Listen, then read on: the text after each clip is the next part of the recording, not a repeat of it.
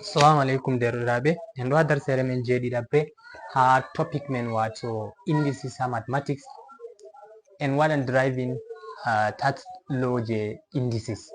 Tax law je indices bo en hosan ɗum daga ko en paami ha second law.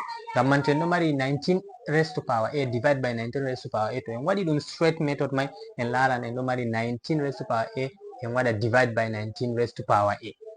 To anything divide by itself bo number dow be less pat to fotan bana 10 divide by 10 hokkete 1, 20 divide by 20 hokkete 1, 30 divide by 30 hokkete 1. Ngam man anything divide by itself ma hokkete 1, en ɗo mari 1.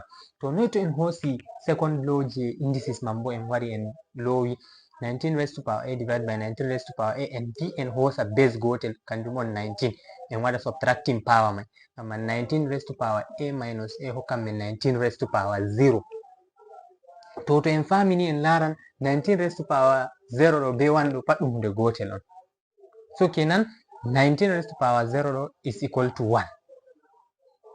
Ngam man from haɗɗo daga haɗɗo ɗo en foti en viya kala ko a ɓilini ɗum 0 as power pat ɗum hokkete 1, amma wato ta ɗum laata ta x mai laata 0 tan. Ngam man x raised to power 0 ɗo hokkete 1. Ha darsere men je warata yeso en hosan question ji je ɓe waɗi ha dow tax law of indices, se en waɗa.